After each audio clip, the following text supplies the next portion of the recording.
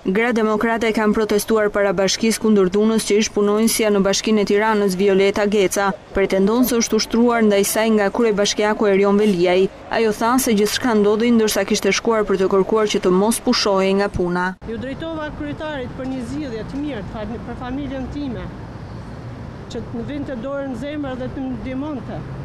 Por ai nuk e bëri.